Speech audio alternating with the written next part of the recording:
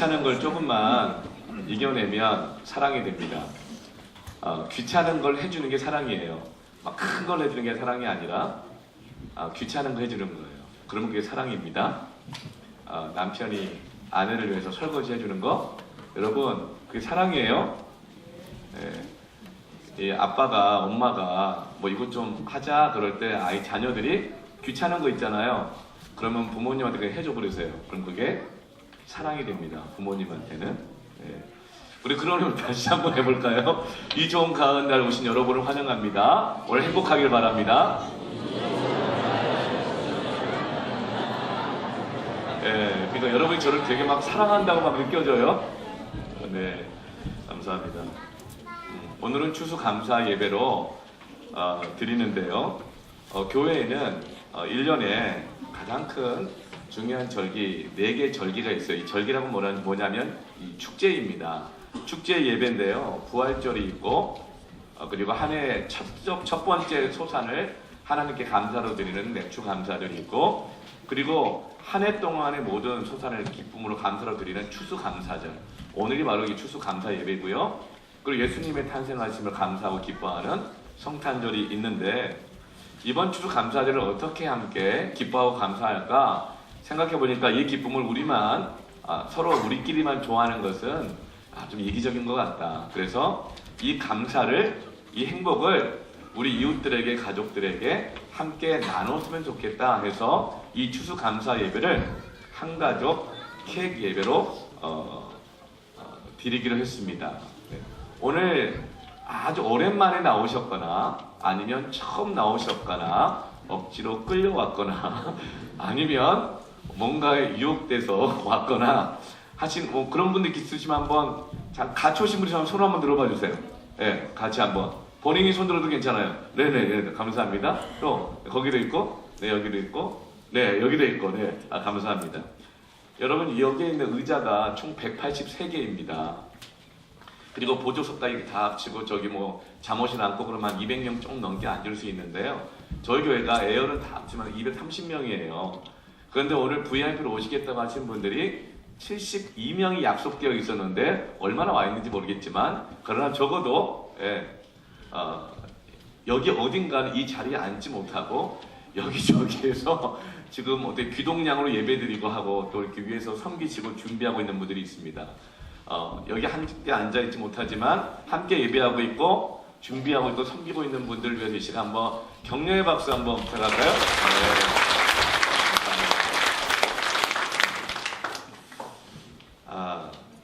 저는 오늘 여러분을 초청한 이유가 있는데요.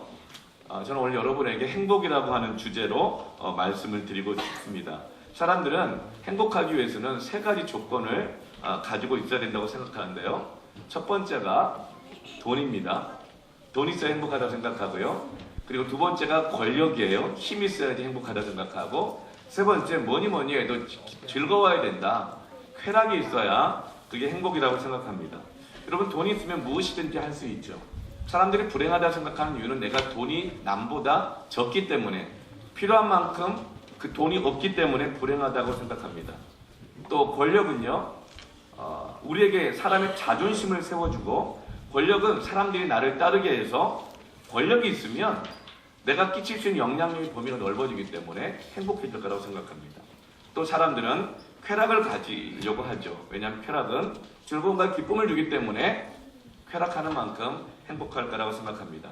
여러분, 돈, 권력, 쾌락, 이 3가지를 여러분 다 얻었다고 생각하십니까? 여러분 이것을 얻으면 행복할까요? 이 3가지를 얻으면 행복할까요? 여러분 돈이 많으면 행복할까요? 정말 행복할까요? 아니에요. 애들도 알아요. 애들도 알아. 조물주 위에 건물주가 있다 그러는데,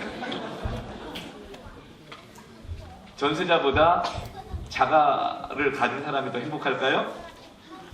권력을 가지면 행복할까요? 대기업 회장이나 대통령이나 국회의원이 다른 사람들보다 행복할까요?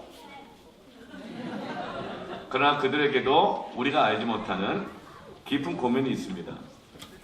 쾌락은 우리를 정말 행복하게 해줄까요? 사람들은요, 쾌락을 즐깁니다. 기쁨과 쾌락은 좀 다른 건데, 이게 쾌락이란 걸 알아요. 그런데 그 쾌락을 즐기면서도 그 쾌락의 결과에 대해서 두려워합니다.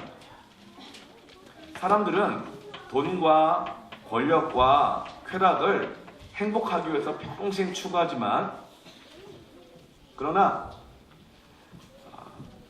그 돈과 권력과 쾌락이 나를 정말 행복하게 할 수 없다는 것을 알고 있고, 무엇이든지 그 결과가 우리에게는 죽음이 있고 소멸이 되는 인생이 있는 한 그것이 우리에게 진정한 행복이 아니라는 것을 알고 있습니다. 저는 오늘 여러분에게 세 가지의 진정한 행복의 조건을 말씀드리고 싶은데요. 성경 고린도전서 13장 13절 말씀을 같이 한번 보면서 크게 한번 읽어볼까요? 시작. 그런즉 믿음, 소망, 사랑 이 세 가지는 항상 있을 것인데 그 중에 제일은 사랑이라. 아주 유명한 말씀이죠. 저는 목사이기 때문에 종종 주례 부탁을 많이 받습니다. 이 가운데도 제가 주례에서 결혼한 여러 쌍이 함께 예배를 드리고 있어요. 제가 한 50번 정도 지금까지 주례한 것 같아요. 그래서 저는 주례할 때마다 꼭 이 말씀, 고린도전서 13장 13절 이 말씀을 꼭 부부될 사람들에게 전합니다. 왜냐하면 제가 너무나도 아끼고 사랑하기 때문에 이 가정이 행복하기를 바라기 때문에 그런 거예요. 여러분, 첫째로 진정한 행복의 조건은 믿음입니다. 그리고 두 번째가 소망이고요. 세 번째가 사랑이 있어야 정말 행복해질 수 있습니다. 그 중에 제일은 무엇이죠? 사랑입니다. 저는 이 세 가지를 영혼의 비타민이라고 말을 하는데요. 비타민은 눈에 보이지 않습니다. 그러나 이 비타민이 없으면 아무리 좋은 음식을 많이 먹어도 전혀 건강하지 못하게 됩니다. 아무리 좋은 음식을 많이 먹어도요, 비타민 A가 없으면 쉽게 바이러스나 질병에 감염이 됩니다. 비타민 A는 사람의 몸을 보호해주는 기능을 갖고 있고요. 비타민 B는요, 그 좋은 음식을 먹었을 때 그것이 에너지로 전환시켜주는 것이 비타민 B예요. 그러니까 비타민 B가 없으면 아무리 좋은 음식을 많이 먹어도 힘이 안 나는 거죠. 비타민 C는요, 암을 예방해주고 노화를 방지해줍니다. 아무리 콜라겐을 바르고 먹고 찌르고 쏘고 막 땡기고 찍고 막 해도요, 비타민 C가 없으면 더 빨리 노화가 되고 막 암에 걸리고 막 그러는 거예요. 그리고 비타민 D는요, 나이 들면 그렇게 염려가 되는 골다공증을 예방해 줍니다. 비타민 D가 없으면 아무리 사고를 1년 내내 구워 먹어도 뼈가 비어요. 그 작은 충격에도 부러집니다. 이와 같이 비타민은 우리 몸에 없으면 아무리 좋은 걸 많이 먹고 모든 조건을 다 갖춘다 하더라도 우리 건강을 지킬 수가 없지만, 그러나 이 비타민이 내 몸에 들어오게 되어지면 생기가 들고 아주 건강해지는 것이죠. 오늘 성경은요, 우리 인생 가운데 행복해지기 위해서 반드시 있어야 될 세 가지의 영적인 비타민, 세 가지 행복 조건을 말하는데 그것이 바로 믿음과 소망과 사랑은 항상 있어야 된다는 거예요. 항상 있어요. 없으면 안 된다는 거예요. 다른 거 다 있어도 이거 없으면 행복할 수 없다는 거예요. 그런데 그 중에 제일은 사랑이다. 자, 첫 번째 행복의 조건, 믿음에 대해서 여러분에게 말씀을 드리려고 해요. 여러분, 왜 행복의 첫 번째 조건이 믿음일까요? 믿음은요, 모든 것을 가능하게 하기 때문입니다. 성경은 히브리서 11장 1절에서 믿음을 이렇게 말해요. 믿음은 바라는 것들의 실상이요, 보이지 않는 것들의 증거니. 여러분, 믿음을 다른 말로 말하면 신뢰하는 것입니다. 남편과 아내가 서로 신뢰하기 시작하잖아요. 그러면요, 모든 것이 가능해져요. 그런데 남편과 아내가 서로 신뢰하지 않으면 모든 것을 다 갖고 있어도 아무 소용없어요. 다 하기 싫어지고 막 불가능해지고 어려워지고 꼬이게 되지고 복잡해지고 힘들어지고 지치게 되어지게 됩니다. 모든 것을 다 가지고 있어도 남편과 아내가 서로 의심하기 시작하면 모든 것이 불가능하게 느껴져요. 애도 못 키우겠다. 직장 일도 못하겠다. 밥하기도 싫다. 물그릇 하나 떠다 주는 것도 싫다. 할 수가 없다. 인생에 소망이 없다. 왜 그래요? 그 가정을 정말 행복하게 하기 위해서는요, 믿음이라는 영적인 비타민이 있어야 되기 때문에 그래요. 부부가 서로 신뢰하잖아요. 서로 믿잖아요. 그러면 이 불가능이 가능하게 돼요. 어떤 거요? 남편의 어머니를 사랑하는 것이 가능하게 됩니다. 부부가 서로 믿고 신뢰하잖아요. 월세에서 전세로, 전세에서 자가로 이동할 수 있게 되어집니다. 그 믿음 안에서 불가능이 가능이 된다는 거예요. 믿으면요, 모든 것이 단순해지고 쉬워지고, 믿으면 자신감이 생깁니다. 믿으면 평안이 있습니다. 그래서 여러분, 믿음은요, 모든 불행을 행복으로 바꿉니다. 저는 여러분 이 믿음 받기를 축복합니다. 인간관계에서 이렇게 믿음이 중요한 것처럼 하나님과의 관계에 있어서도 믿음이 중요합니다. 왜냐하면 우리 눈에 보이는 모든 것들은 하나님이 창조하셨기 때문입니다. 이 세상의 모든 것은 하나님과 연결되어 있는 거예요. 그래서 우리 인생의 모든 행복은 하나님과의 관계에 달려있는 거예요. 하나님을 믿게 되어지면 우리 인생에 있는 모든 불가능들이 가능으로 변하게 되어집니다. 하나님을 신뢰하고 믿게 되어지면 우리 인생에 있는 모든 불행들이 행복으로 바뀌어지게 됩니다. 저는 오늘 여러분 모두가 하나님을 믿기를 바랍니다. 어떻게 믿을까요? 따라합시다. 그냥 믿으면 된다. 네. 여러분 오늘 말씀을 잘 듣고 마음에 믿기를 원하는 마음이 있으면 그냥 믿으시면 됩니다. 어떤 사람은 한 번 듣고 어떻게 다 믿냐. 네. 오늘 제가 이 말씀을 이야기를 제가 성경 이야기를 30분 정도 할 텐데, 아니 30분 듣고 어떻게 내 인생을 다 바뀔 수 있냐. 여러분 다 배워야 믿을 수 있을까요? 다 알아야 믿을 수 있을까요? 여러분 결혼할 때 상대방을 다 알아보고 호구조사하고 DNA 검사하고 건강검진 갖고 오라 그러고 모든 걸 다 알고 해야 이 결혼할 수 있을까요? 여러분 만약에 우리가 누군가를 다 알고 결혼하려고 한다면 60이 돼도 결혼 못할 거예요. 그런데 마음에 이 사람이면 좋겠다 하는 이상하고 신기한 일이 일어나거든요. 그리고 이 사람 아니면 안 되겠다, 나중에 후회할지언정 이 사람 아니면 안 되겠다, 이상한 마음이 막 들어요. 신비한 마음이 들어요. 그리고 결혼을 결정해요. 아이를 낳고 나면 얼마나 힘들까 어려울까 많은 것들이 계산되고 생각되잖아요. 측량할 수 없는 어려움이 있을 거라고 다들 얘기를 하지만 그럼에도 불구하고 어느 날 아이를 갖고 싶다, 아이를 사랑하고 싶다, 이런 마음이 막 들어요. 그래서 아이를 갖고 낳는 것입니다. 그런 것처럼 오늘 하나님이 여러분 마음 가운데 찾아오실 겁니다. 그리고 여러분 마음속에 이상한 마음이 막 들 거예요. 처음 본 목사님인데 젊어 보이지만 결혼 주례를 50번 했다고 하니까 믿을만 하네.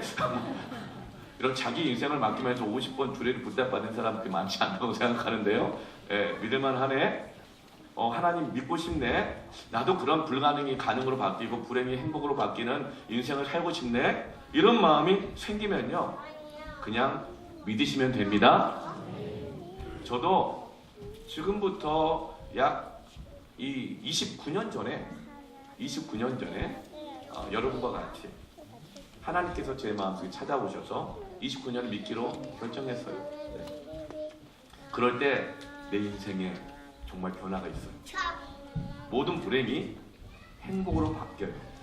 그런데 더 놀라운 건 내가 생각했던 행복과 예수님을 믿고 난 다음에 행복이 달라져요. 더 가치 있고 더 수준이 있고 더 품이 있는 그 행복으로 바뀌게 되어집니다. 하나님의 기적의 역사가 나타나요. 제가 29년 전에 이 모양 이 모습이 아니었어요. 29년 전에 저를 본 사람이면 저를 보고 깜짝 놀랐을 거예요. 아마 제 옆에 오지 않았을지도 몰라요. 잠깐 얘기하면 29년 전에 저는요, 머리가 이렇게 단정하지 않았습니다. 머리가 막 어깨를 막 넘어가고. 29년 전에요. 지금은 큰아들이 대학 1학년인데 둘째가 중2인데 하여튼 그때는 지금 제가 몸무게가 65kg예요. 솔직하게 얘기할게요. 66kg예요. 그러나 29년 전에는요 53kg였어요. 더 심할 때 49kg였어요. 정상이 아니었어요. 제가 너무 똑똑해가지고 너무 생각이 많아가지고 이 안에 뿌려놓다 보니까 정리가 안 돼가지고 몸으로 표현되는 거예요. 머리도 막 길어지고 그리고 옷도 막 이렇게 가슴 다 파진 옷을 막 입고 다니고 이상했어요. 너무 똑똑해가지고 너무 마음이 들어와 있었어요. 네. 그런데 제가 29년 전에 하나님을 믿기 시작하면서부터 내 삶의 변화가 일어나기 시작했습니다. 행복해졌습니다. 아멘. 네. 어떤 사람은 이렇게 말합니다. 나도 믿음이 있다고. 나도 전에 교회 다녀봤다고. 그런데 가만 돌아보면 교회 다녔다는 사람은 나중에 다 교회 떠나더라고. 하나님 믿는다 그랬으면서 뭐 주일학교 때, 청소년부 때, 고등부 때, 뭐 청년 때 열심히 믿는다고 했지만 지금 교회 안 다니더라고. 그런 사람 많더라고. 이렇게 말을 합니다. 나도 그렇게 믿었었는데, 교회 다녔었는데, 심지어 지금도 교회를 가끔 다니는데 그러나 왜 나는 불행한가? 이유는 간단합니다. 여러분이 갖고 있는 믿음이 가짜일 때는요, 그 믿음은 아무 영향력이 없습니다. 그럼 무엇이 가짜 믿음일까요? 내가 만들어낸 믿음이 가짜 믿음입니다. 내 생각으로, 내 지식으로, 내 경험과 상식으로 만들어낸 믿음, 내 의지로 만들어낸 믿음은요, 영향력이 없어요. 여러분, 오늘 여러분이 의지로 신앙생활하는지, 아니면 내가 막 의지로 믿어보려고 하는 건지, 아니 내 지식을 따라 믿어보려고 하는 건지, 그러면요 절대 믿음이 안 생깁니다. 그리고 그 믿음은 아무 영향력이 없어요. 그건 다 가짜예요. 시간이 지나면 다 없어집니다. 오히려 그것은 허무감을 줄 뿐이에요. 혹시 내가 믿는다고 하지만 나는 뭘 믿고 있어요. 돈을 믿든지 사람을 믿든지 내 주목을 믿든지 내 경험을 믿든지 뭐 내 나이를 믿든지 뭘 믿든지 간에 믿고 있는 게 있는데, 믿고 있는 게 있는 거예요 지금 뭔가. 그런데 여전히 불행하고 절망을 느끼고 때로 인생의 이 불가능 앞에서 자살하고 싶은 사람도 있을 수 있어요. 저는 그런 분들에게 긴급하게 여러분 제안을 합니다. 여러분이 지금까지 가지고 있었던 그 믿고 있는 그 가짜 믿음을 포기하시길 바랍니다. 여러분, 가짜 꽃은요 향기가 없어요. 가짜 나무는요 아무리 거름을 주고 해줘도 열매를 맺지 않습니다. 그러나 진짜 꽃은요 향기가 있어요. 진짜 나무는 열매를 맺습니다. 이게 차이예요.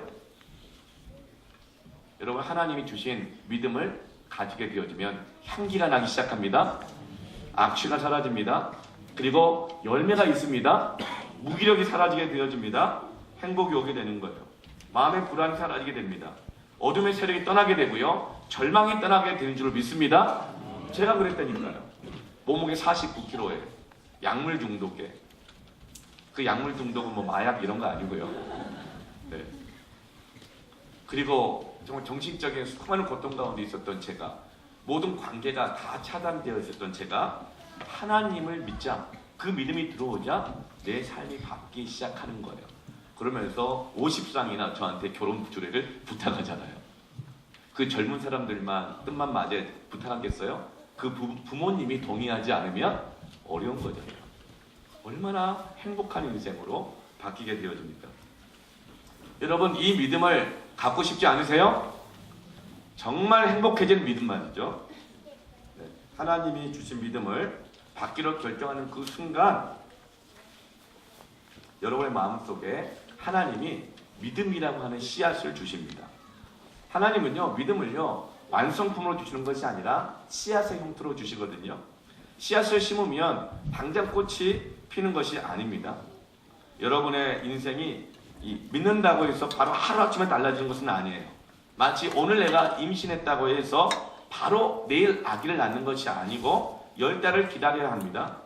오늘 여러분이 하나님을 믿기로 결정하면 하나님께서 생명의 씨앗을, 행복의 씨앗을 여러분의 마음 가운데 심어주셔요.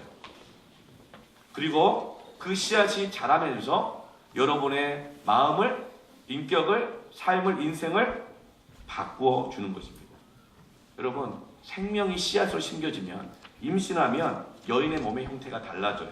배가 불러오고요, 젖이 나오고요, 그리고 없던 모성애가 생기고 없던 부성애가 생겨요. 여러분 하나님을 믿게 되면요, 내 몸에 내 마음의 관계 속에서 변화가 일어나기 시작합니다. 여러분 내가 어떠하든지 이제는 하나님을 믿겠다고 한번 내 입으로 말해보세요. 그러면요 놀랍게 하나님의 믿음의 씨앗을 쑥 주셔요. 아멘. 성경에 이런 말이 있거든요. 사람이 마음으로 믿어 의에 이르고 이상하네, 믿고 싶네, 막 다가오네, 이해가 되네, 그럴 때 입으로 시인하여, 이런 말이 있어요. 구원에 이르는. 여러분 하나님을 믿겠다고 한번 말해보세요. 그러면요 놀랍게 믿음의 씨앗이, 생명의 씨앗이 쑥 들어옵니다. 자라기 시작합니다. 그리고 진짜 행복이 뭔지 알게 됩니다. 전 여러분이 행복의 첫 번째 조건, 믿음을 갖기를 축복합니다. 두 번째 행복의 조건이 있습니다. 그것은 바로 소망입니다. 소망은 희망이라고 하기도 하죠. 성경에서 진짜 소망을 무엇이라고 하냐면 요한복음 14장 6절 말씀 이렇게 말합니다. 같이 한번 읽어볼까요? 예수께서 이르시되 내가 곧 길이요 진리요 생명이니 나로 말미암지 않고는 아버지께로 올 자가 없느니라. 예수님이 말씀해 주셨어요. 우리 모든 인생에는요 세 가지가 필요한데, 길이 필요하고 진리가 필요하고 생명이 필요한 것입니다. 현대인은 길이 없는 길을 가고 있어요. 길 아닌 길을 가고 있어요. 왜죠? 어떤 길이든, 잘 나가는 길이든 늦게 가는 길이든 못 나가는 길이든 어떤 길이든지요, 결국은 모든 인생의 그 길의 끝은 뭐죠? 대통령도 죽어요, 국회의원도 죽어요, 사장도 죽어요.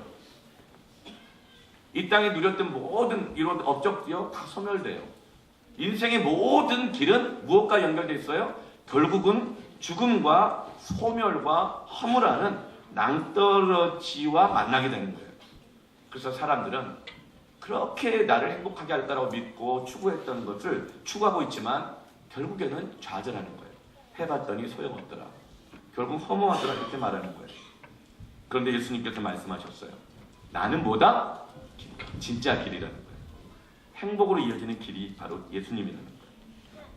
근데 여러분, 이 길이 있다고 다 되는 건가? 길을 찾았다고 다 되는 것인가? 길에는요 빛이 있어야 돼요. 인생 살다 보면 아무리 바른 길 찾았어도 어두울 때가 있거든요. 빛이 있어야 됩니다. 캄캄한 길은 갈 수가 없어요. 그런데 예수님이 뭐라고 말했죠? 내가 곧 길이고 그 다음에 뭐다? 진리다. 진리라고 하는 것은 비추어지는 거예요. 깨닫게 하는 거예요. 보여주는 것입니다. 그래서 그 길을 갈 때 주님이 비추어주신다는 거예요.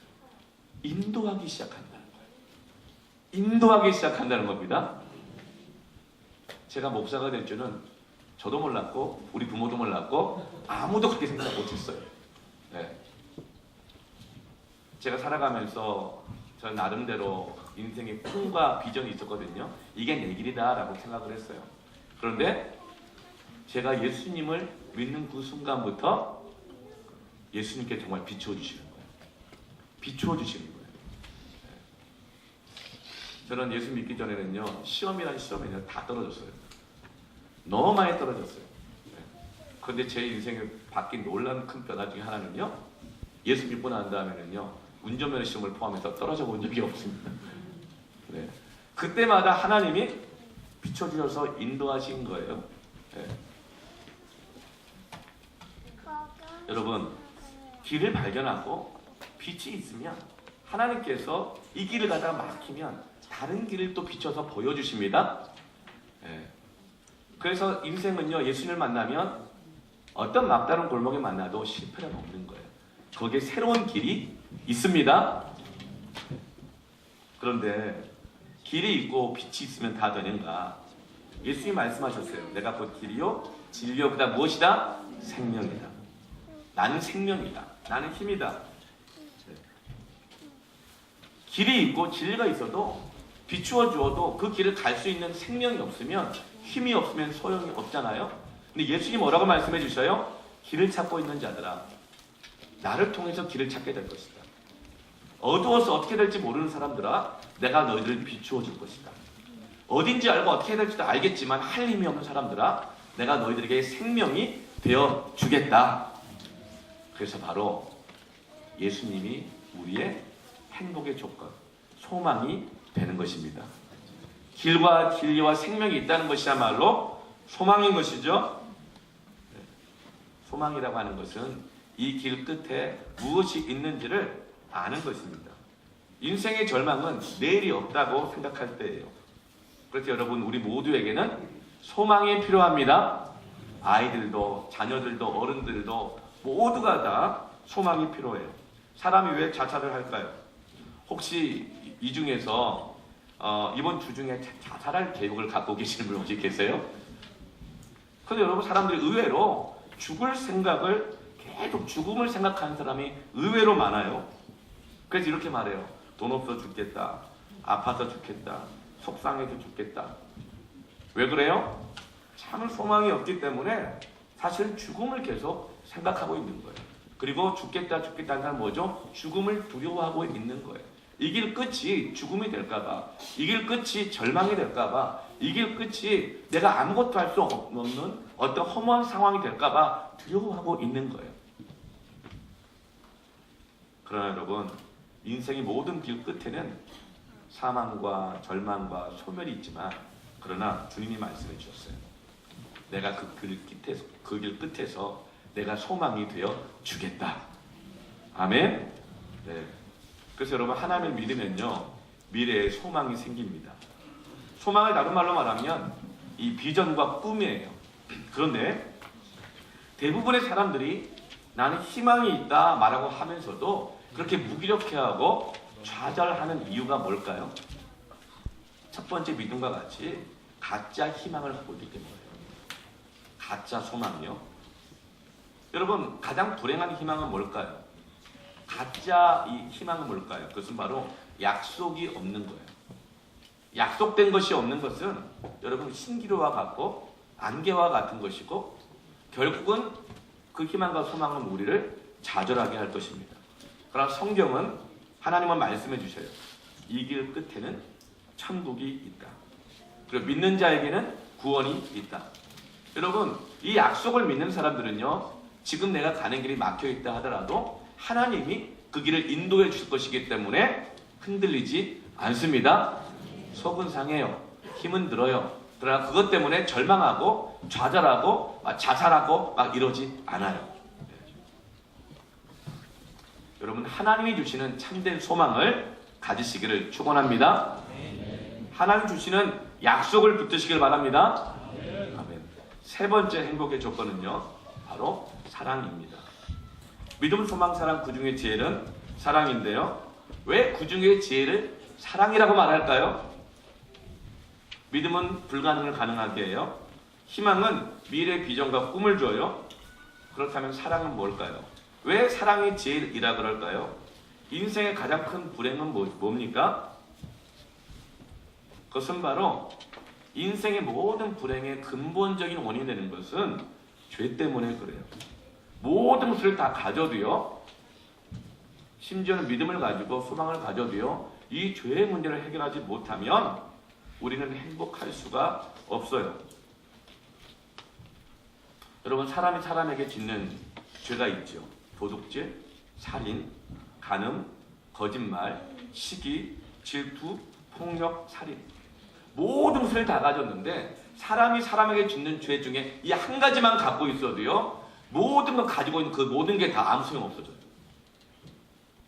모든 걸 다 가지고 있어도, 사람한테 짓는 죄 이 한 가지만 갖고 있어도 해결 안 되어도 그 사람은 불행해요. 희한하죠? 그런데 여러분, 사랑은 뭐냐면요, 용서하는 것이 사랑이거든요. 용서받는 게 사랑이거든요. 우리는 언제 내가 사랑받는다 느껴요? 용서받을 때요. 내가 누군가를 언제 사랑한다는 걸 알아요? 용서해 줄 때요. 이 용서만이 죄의 문제를 해결하거든요. 그래서 사랑이 그 중에 제일인 것입니다. 사람이 죄를 지으면요, 양심이 스스로 지적을 해요. 잠을 못 자요. 겉으로는 뻔뻔해도 속에서는 행복하지 않은 거예요. 괴로운 거예요. 그런데 요즘 어떤 이들이 이렇게 말해요. 너 죄 지었지? 그러면요. 그래, 죄 지었다. 어쩔래? 나만 죄 짓냐? 모든 사람이 다 죄 짓는데. 그렇게 변명합니다. 그러나 그 죄는요. 모든 것을 불행하게 느끼게 만들어요. 가진 게 아무 소용없어요. 죄는 나를 불안하게 만듭니다. 행복하게 하지 못해요. 이 죄의 문제를 해결하지 않으면요. 천하의 모든 걸 다 갖고 있을 때 행복하지 않아요. 사람에게 짓는 죄는 그렇다고 치고 더 큰, 더 중요한 죄가 있는데요. 그것은 바로 하나님에게 짓는 죄예요. 그것을 원죄라고 말을 해요. 그런데 사람에게든 하나님에게든 이 죄 문제를 해결하지 않는 한 우리는 결코 행복할 수가 없습니다. 모든 것을 다 가지고 있어도 결국은 불행해져요. 그렇다면 이 죄를 어떻게 해야 할까요? 내가 지은 죄는요, 내가 스스로 해결할 수가 없어요. 용서를 누가 해줘야만 그 죄가 해결되는 거예요. 죄 지은 자가 어떻게 그 죄를 스스로 해결해요? 뻔뻔한 거죠. 그거는 사람이든 하나님이든 그가 용서를 해줄 때 그 죄가 해결되는 거예요. 단 한 가지, 누군가 그 죄를 치워줘야 돼요. 그 죄를 덮어줘야 돼요. 그래서 성경은 그 사랑을 이렇게 말합니다. 요한복음 3장 16절 말씀인데요. 같이 한번 읽어볼까요? 하나님이 세상을 이처럼 사랑하사 독생자를 주셨으니 이는 그를 믿는 자마다 멸망하지 않고 영생을 얻게 하려 하심이라. 아멘. 하나님이 우리를 이렇게 사랑하셔가지고 우리를 용서하시고 행복하게 하시기 위해서 독생자 예수 그리스도를 우리에게 주셨다는 거예요. 그리고 십자가에서 우리를 고통하게 하고 좌절하게 하고 불행하게 하는 모든 죄들을 십자가에서 대신 죽으심으로 그 죄를 다 갚아주셨다는 거예요. 대신 책임지셨다는 것입니다. 이것을 믿으면 멸망하지 않는다. 그리고 영생을 얻게 됩니다. 이 영생이란 뭐예요? 영원히 사는 거죠. 여러분, 영원히 사는 게 행복한 거예요?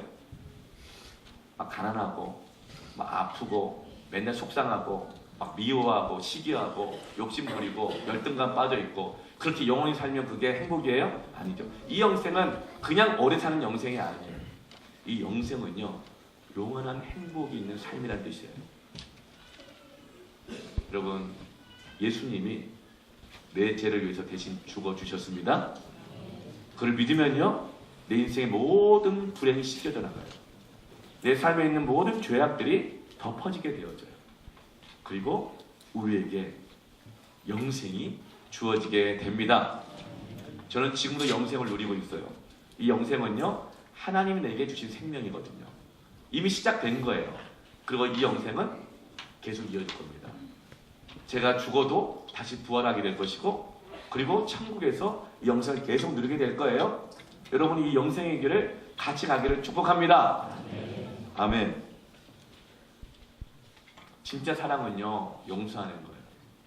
용서할 때, 용서 받을 때 우리는 사랑을 아는 것이죠. 그때 우리는 행복해집니다. 사랑한다고 하는데 어떤 사람은 왜 내가 이렇게 고통스럽냐라고 말하는 사람이 있어요. 왜 그럴까요? 마찬가지예요. 가짜 사랑에 속고 있기 때문에 그런 거예요. 우린 육체적 사랑이 진짜 사랑인 줄 알아요. 정신적 사랑이 진짜 사랑인 줄 알아요. 지적인 사랑이 진짜 사랑인지 알아요. 근데 그게 사랑인지 아닌지 어떻게 알 수 있는지 아세요? 내 몸으로 그 사람의 죄를 덮어줄 수 있으면 사랑이에요. 내가 막아줄 수 있으면. 내 정신으로, 내 지식으로 그 사람의 죄를 보완해주고 용서할 수 있으면 그 진짜 사랑이에요. 내 지적인 수준으로 용서할 수 있으면 사랑이에요. 그런데요, 사람의 육체적 사랑이나 정신적 사랑이나 지적인 사랑으로는요, 내 죄를 없애지 못할 뿐만 아니라 다른 사람 죄까지도 용서하거나 받아들일 수 없어요. 우린 지적 사랑, 정신적 사랑이 진짜 사랑인 줄 알아요. 그러나 아니에요. 진정한 사랑은요, 조건 없는 사랑이고, 희생하는 사랑이고, 용서하는 사랑이고, 영원한 사랑이고, 변하지 않는 사랑입니다. 그 진짜 사랑은요, 내게 없어요. 진짜 사랑은 하나님에게 있습니다. 그 하나님 믿는다는 것은요, 그 중에 제일 하나님의 사랑이 내 안에 들어오게 하는 거예요. 그게 진짜 사랑일 때는요, 용서가 돼요. 미운 구석, 이쁜 구석이 하나도 없는데 저쪽에 요만한 솜털이 보이는데 그 솜털만한 그 사랑을 발견하고 사랑하게 해주는 것이 바로 진짜 사랑이거든요. 하나님을 믿으면요, 부부가 용서할 수 있어요. 하나님을 정말 믿으면요, 남편의 부모를 용서할 수도 있어요. 네. 진짜 사랑하면요, 하나님의 사랑을 알면 아내의 부모를 또 용서할 수도 있어요. 그래서 사랑은요, 가장 중요한 행복의 조건입니다. 그 사랑을 내게 가져오는 방법이 있어요. 하나님을 믿는 거예요. 하나님에게 요청하는 거예요. 하나님, 내 안에 들어와 주세요. 내 죄를 용서해 주세요. 나는 사람들에게 너무나 많은 죄를 지었습니다. 너무나 많은 아픔을 주고 상처를 주었습니다. 나 스스로 너무 닥달하고 살았습니다. 나를 사랑하지 못했습니다. 제게 오셔서 이 상처를 치료해 주세요. 내게 믿음과 소망과 사랑을 주세요. 그러면요, 놀랍게 기적이 일어납니다. 용서할 수 있게 되어지고요, 몸도 막 건강해져요. 저처럼 말이죠. 제 나이가 50이 다 되는데 이렇게 균형 잡힌 몸매. 이것은 딱 하나예요. 믿음입니다. 믿음. 그리고 하나님이 주신 소망입니다. 내 안에 다른 소망이 들어와 있거든요. 그게 나를 건강하게 해요. 그리고 내 안에는 다른 사랑이 들어와 있거든요. 그 사랑이 나로 하여금 사랑하게 해요. 여러분, 이 믿음과 소망과 사랑을 하나님께 요청하시길 바랍니다. 이 케이크 예배를 위해서 오랫동안 준비했어요. 여러분을 기다렸습니다. 여러분을 위한 첫 번째 행복의 조건, 하나님을 향한 믿음을 받아들이시길 바랍니다. 그리고 여러분의 인생 앞에 있는 불가능의 벽을 치워버리세요. 그리고 나는 여러분이 약속에 있는 소망, 희망을 가지시기를 바랍니다. 그리고 세 번째로 여러분의 죄를 덮을 사랑을 가지시기를 바랍니다. 사랑은 모든 분노를 녹이는 용광로와 같은 것이죠. 하나님 지금 여러분을 행복으로 초대하고 있습니다. 여러분은 제가 지금 행복하지 않은데 여러분 보고 예수 믿으라 그러면 전 진짜 나쁜 사람이에요. 그죠? 네. 내가 행복하지 않은데 여러분 보고 믿으라 그러면요, 전 완전 사기꾼이죠. 네. 여러분을 지금 하나님은 행복으로 초대하고 계십니다. 진정한 믿음과 소망과 사랑을 주시길 원하세요. 여러분, 받고 싶지 않으세요? 받고 싶지 않으세요? 그냥 한번 말해버리니까요. 받고 싶으면 받고 싶다 얘기해보세요. 받고 싶지 않으세요? 여러분, 예수 믿는 거 너무 어렵게 생각하지 마세요. 너무 종교적으로만 있잖아요. 생각하지 마세요. 네. 여러분, 이 믿음과 소망과 사랑을, 행복의 조건을 받고 싶습니까? 네, 그래요. 예든지 받고 싶습니다 라든지 간절히 오네요. 안 주기만 해봐요. 뭐 이럴 때라든지. 여러분, 어떻게 받을까요? 따라합시다. 그냥 받으면 된다. 마음으로 믿어볼까? 이런 마음을 갖고 입으로 하나님, 나는 이 믿음, 소망, 사랑을 받고 싶어요. 하나님 믿고 싶어요. 그러면요, 하나님이요, 들어가셔요. 그런데 여러분, 이렇게 그냥 믿겠다 그러면 좀 허전할 수 있거든요. 그래서 여러분에게 작은 선물을 준비한 게 있어요. 네. 여러분 받고 싶은 분, 네. 본인이 한번 손 들어보세요. 작은 선물. 한번 손 들어보세요. 우리 VIP들, 네. 우리 기존 성도들 말고 VIP들, 오랜만에 오신 분들, 거기 계시고 한번 손 들어보세요. 네. 받고 싶으신 분, 네. 옆에 있는 분이 같이 손 들어주세요. 받고 싶은 분, 네. 있습니다. 뒤에서 이제 봐야, 표시를 해야 뒤에서 갖다 줄 거예요. 자, 손 들어보세요. 네. VIP 있는 쪽 한번 손 들어보세요. 인도자가 손 들으시고. 다 찾으셨어요? 네. 여러분에게 작은 선물이에요. 작은 선물과 함께 편지 한 장을 드리려고 합니다. 한번 손 들고 계세요. 못 받는 분 없도록. 선물과 VIP들에게 편지를 전해드릴 건데요. 이 편지는 선물 상자는 집에 가서 뜯어보시고요. 한번 그 편지를 한번 펼쳐보세요. 왼쪽과 오른쪽으로 나눠져서 글이 있죠. 왼쪽부터만 보세요. 하나님이 여러분에게 보내주신 이 러브레터입니다. 제가 한번 읽어볼게요. 당신은 세상에서 단 하나 가장 소중한 분입니다. 행복을 추구했지만 실망할까봐 두려워하곤 했습니다. 작지만 확실한 행복을 얻고자 다짐했습니다. 그런데 인간의 믿음은 부서지기 쉽습니다. 인간의 소망은 연약합니다. 인간의 사랑은 부족합니다. 여기 당신의 인생을 행복하게 만드는 믿음과 소망과 사랑이 있습니다. 당신을 향한 하나님의 완전한 사랑에 초대합니다. 여러분, 이번 여러분이 한번 읽어보시면 좋겠어요. 입을 열어서요, 작게 그냥 읽어보시면 돼요. 그리고 볼펜 나눠드렸을 텐데 밑줄 그어진 데다가 여러분이 한번 이름을 넣어보세요. 이름을 써보세요. 이름을 써 넣으시고 그리고 한번 소리를 내어서 작게 한번 읽어보시길 바랍니다.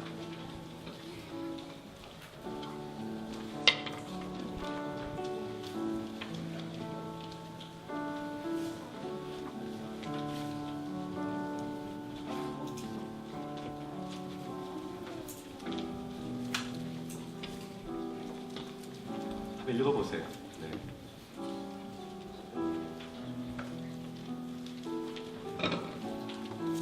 이제 그 편지를 다 읽어봤다면 이제 오른쪽을 한번 봐주세요. 이제 행복이 시작되는 순간입니다. 네.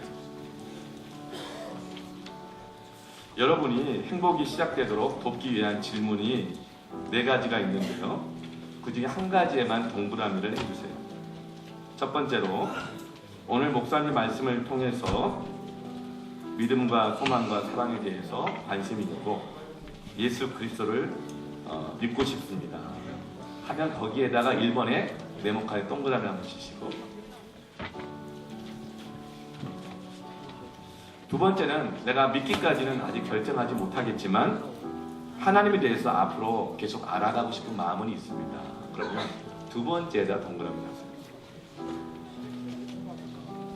세 번째는요, 나는 하나님의 사랑을 받아들이기까지 아직 준비가 되어 있지 않습니다. 이거 완곡한 거절이죠. 네. 거기에 동그라미 치셔도 괜찮아요. 네. 그 네 번째는 나는 이미 예수 그리스도를 믿고 있는데요. 그러면요, 네 번째에다가 동그라미 치세요. 자, 1분간 시간을 드릴 테니까 한번 읽어보시고 각자 거기에 동그라미 한번 쳐보시면 좋겠습니다. 찬양 좀 올라와 주시고요.